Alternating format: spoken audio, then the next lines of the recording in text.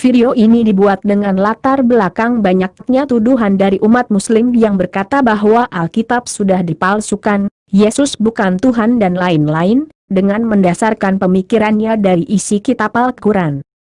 Dengan adanya tuduhan-tuduhan tersebut menimbulkan rasa penasaran, dari mana sebenarnya asal-usul ayat-ayat Al-Quran, sehingga memiliki pemikiran dan isi yang berbeda dengan Alkitab. Apakah kedua-duanya berasal dari sosok Allah yang sama? Tidak mungkin. Untuk itu, saya memberikan hasil penelitian saya tentang Al-Quran di dalam video ini, supaya umat Kristen semakin mengerti apa yang sebenarnya.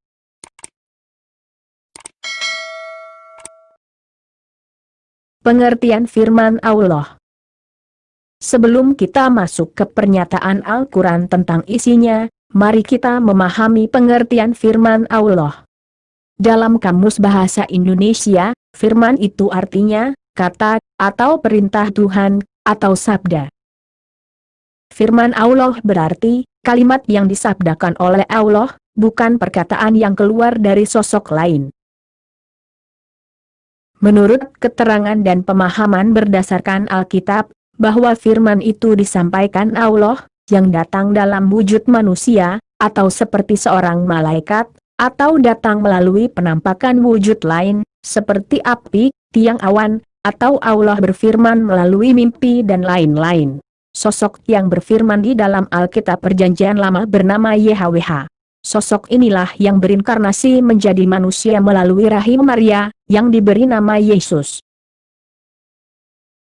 Sosok inilah tubuh manifestasi Allah, yang datang dari alam roh ke alam manusia dengan wujud yang serupa dengan manusia. Penampakan tubuh manifestasi Allah memang seperti manusia, sebab dalam kitab Kejadian 1 ayat 26 sudah dikatakan, bahwa manusia diciptakan menurut gambar dan rupa Allah. Yohanes 1 ayat 1 dan 14a, berkata, pada mulanya adalah firman, firman itu bersama-sama dengan Allah dan firman itu adalah Allah. Firman itu telah menjadi manusia, dan diam di antara kita, dan seterusnya. Al-Quran pun mengakui bahwa Al-Masih Putra Maryam adalah firman Allah. Quran Surah 4, ayat 171, Quran Surah 3, ayat 45. Kalau Anda sudah memahami firman Allah menurut ayat-ayat tersebut, apakah ada firman Allah yang keluar dari sosok lain? Jawabnya, tidak ada. Bagaimana pengakuan Al-Quran tentang dirinya? Allah tidak patut berbicara kepada manusia. Dan tidaklah patut bagi seorang manusia bahwa Allah akan berbicara kepadanya, kecuali dengan perantaraan wahyu, atau dari belakang tabir, atau dengan mengutus utusan, lalu diwahyukan kepadanya dengan izinnya apa yang dia kehendaki. Sungguh, Dia Maha Tinggi, Maha Bijaksana. Quran Surah 42, Asy-Syura ayat 51. Kalau Allah Muhammad tidak pernah berbicara kepada Muhammad, lalu dari mana isi Al-Quran yang disebut wahyu Allah? Bagaimana Muhammad disebut utusan Allah, sedangkan Allah sendiri tidak pernah berbicara kepadanya? Bagaimana Al-Quran disebut firman Allah, sedangkan Allah sendiri tidak pernah bersabda kepada Muhammad? Oleh karena itu, siapakah yang berfirman kepada Muhammad? Ayat ini sebuah bukti paling mendasar bahwa ayat-ayat Al-Quran bukan firman Allah, dan Muhammad yang diklaim sebagai nabi adalah klaim tanpa bukti. Siapa sosok yang bertemu dan berbicara kepada Muhammad? Menurut keterangan Muslim dan hadis, bahwa Muhammad pernah bertemu dengan sosok yang membuatnya ketakutan dan menggigil di Gua Hira. Saya tidak menemukan bahwa sosok tersebut memperkenalkan dirinya kepada Muhammad sebagai seorang malaikat, selain hanya dugaan bahwa dia adalah seorang malaikat yang bernama Jibril. Dan kembali pada keterangan saya di awal, bahwa firman Allah adalah sabda Allah yang diucapkan oleh Allah melalui tubuh manifestasinya, YHWH atau Yesus kepada manusia. Inilah sosok manifestasi Allah yang berfirman kepada manusia.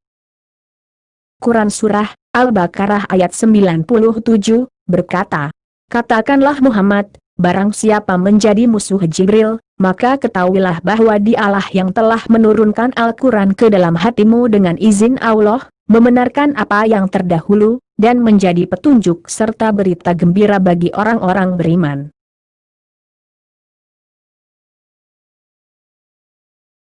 Dari pengakuan ayat di atas sangat jelas bahwa Jibrilah yang datang dan menurunkan Al-Quran ke dalam hati Muhammad. Jibril inilah yang memberikan inspirasi sehingga keluar ayat-ayat Al-Quran. Quran Surah 2, Al-Baqarah ayat 23, berkata, "Dan jika kamu meragukan Al-Quran yang kami turunkan kepada hamba kami Muhammad, maka buatlah satu surah semisal dengannya dan ajaklah penolong-penolongmu selain Allah, jika kamu orang-orang yang benar."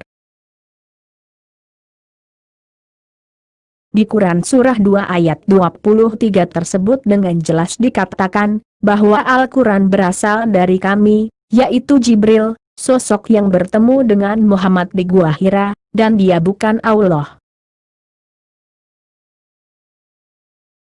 Dan Muhammad adalah hamba Jibril, bukan hamba Allah. Kata kamu di sini adalah seseorang yang lain, teman bicara Jibril. Padahal Muhammadlah yang menjadi utusan. Ini adalah ayat yang aneh. Arti tersirat dalam ayat ini adalah, tidak ada yang mampu membuat kitab selain Jibril dan mereka dengan bantuan Allah.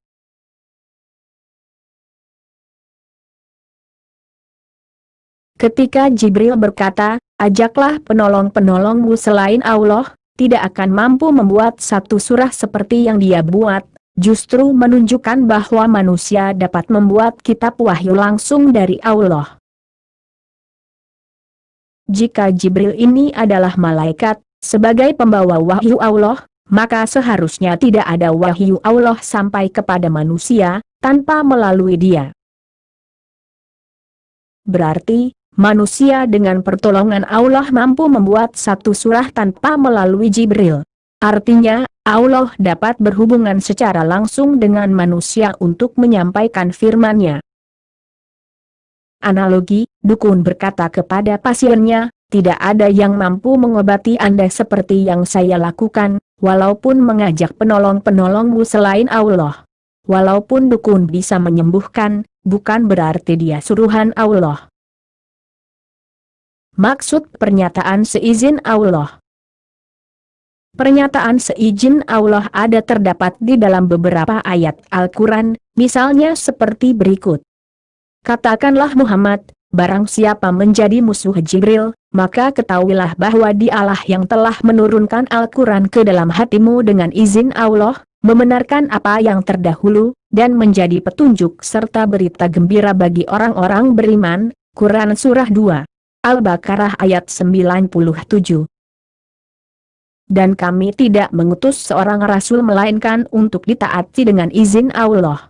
Dan sungguh, sekiranya mereka setelah menzalimi dirinya datang kepadamu Muhammad, lalu memohon ampunan kepada Allah, dan Rasul pun memohonkan ampunan untuk mereka, niscaya mereka mendapati Allah Maha Penerima Tobat, Maha Penyayang." Quran Surah 4, An-Nisa ayat 64. "Dan sungguh, kami telah mengutus beberapa rasul sebelum engkau Muhammad dan kami berikan kepada mereka istri-istri dan keturunan. Tidak ada hak bagi seorang rasul mendatangkan sesuatu bukti melainkan dengan izin Allah. Untuk setiap masa ada kitab." Quran Surah 13, Ar-Ra'd ayat 38. Apa maksud kata seizin Allah? 1. Seizin Allah berarti ada kepentingan atau kehendak Allah. Sebagai contoh, orang tuanya mengizinkan anaknya pergi belajar ke rumah temannya. Dari contoh ini, orang tuanya pasti memiliki kepentingan kepada anaknya supaya pintar. 2. Seizin Allah berarti boleh terjadi, tetapi bukan kehendaknya. Sebagai contoh, seorang guru memberikan izin kepada muridnya untuk pulang cepat karena kepentingan keluarga si murid. Dari contoh ini, guru sama sekali tidak memiliki urusan dengan keluarga muridnya. 3. Kita juga sering berkata bahwa penyakit, bencana, bunuh diri, merampok, dirampok, dan lain-lain adalah atas izin Allah. Tetapi sebenarnya ini bukan kehendak Allah, tetapi akibat godaan setan dan kehendak bebas orang yang melakukannya. Dengan demikian, izin Allah yang bagaimana yang dimaksud di dalam Al-Quran Surah 2 ayat 97, Surah 4 ayat 64, dan Surah 13 ayat 38?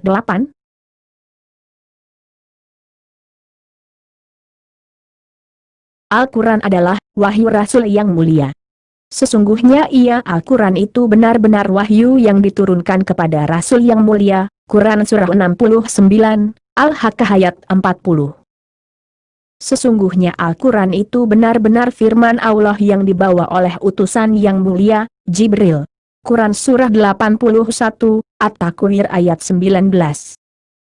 Bahasa Arabnya dengan teks Latin, berbunyi, Innahula qaulu Rasulin Karimin. Pengertian Rasulin Karimin itu adalah, wahyu Rasul yang mulia. Akan tetapi dalam terjemahan ada kata tambahan di dalam kurung, yang saya tandai dengan tulisan berwarna merah. Kata tambahan itu adalah tafsir atau pembelokan arti, sebab dalam bahasa Arabnya tidak demikian. Oleh karena itu, Al-Quran bukan wahyu Allah, tetapi wahyu Rasul yang mulia, yaitu Jibril. Sebab yang disebut Rasul adalah Jibril dan Muhammad, bukan Allah. Siapa Muhammad, menurut Al-Quran? Keberadaan Muhammad menurut Al-Quran. 1. Menaati Rasul Muhammad, berarti menaati Allah. Barang siapa menaati Rasul Muhammad, maka sesungguhnya dia telah menaati Allah. Dan barang siapa berpaling dari ketaatan itu, maka ketahuilah kami tidak mengutusmu untuk menjadi pemelihara mereka. Quran Surat 4, An-Nisa ayat 80. Yang menjadi pemelihara Muslim adalah Muhammad, bukan Allah. Mereka menanyakan kepadamu tentang pembagian harta rampasan perang. Katakanlah, harta rampasan perang itu milik Allah dan Rasul, maka bertakwalah kepada Allah dan perbaikilah hubungan di antara sesamamu, dan taatlah kepada Allah dan Rasul-Nya jika kamu orang-orang yang beriman. Quran Surah 8, Al-Anfal, ayat 1. Kalau Allah tidak pernah berbicara dan menunjukkan dirinya kepada Muhammad, lalu harta rampasan perang yang disebut milik Allah itu diserahkan kepada siapa? Katakanlah, taatlah kepada Allah dan taatlah kepada Rasul. Jika kamu berpaling, maka sesungguhnya kewajiban Rasul Muhammad itu hanyalah apa yang dibebankan kepadanya, dan kewajiban kamu hanyalah apa yang dibebankan kepadamu. Jika kamu taat kepadanya, niscaya kamu mendapat petunjuk. Kewajiban Rasul hanyalah menyampaikan dengan jelas. Quran Surah 24, An-Nur ayat 54. Jika Muslim taat kepada Muhammad, niscaya Muslim akan mendapat petunjuk.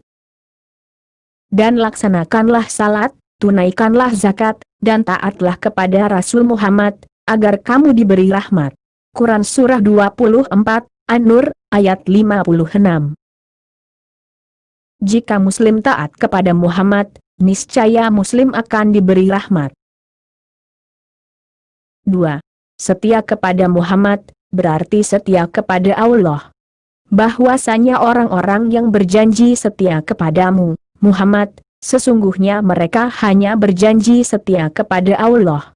Tangan Allah di atas tangan mereka, maka barang siapa melanggar janji, maka sesungguhnya dia melanggar atas janji sendiri.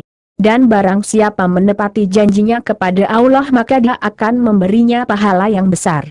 Quran Surah 48, Al-Fat, ayat 10. 3. Mengikuti Muhammad, berarti mencintai Allah.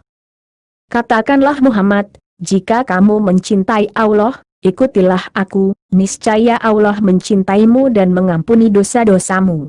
Allah Maha Pengampun, Maha Penyayang. Quran Surah 3, Ali Imran ayat 31.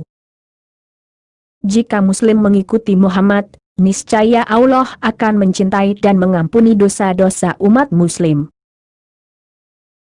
Dengan demikian, dari 3 ayat ini, Quran Surah 4, ayat 80, Quran Surah 48, ayat 10, dan Quran Surah 3, ayat 31, kita dapat menarik kesimpulan, yaitu 1.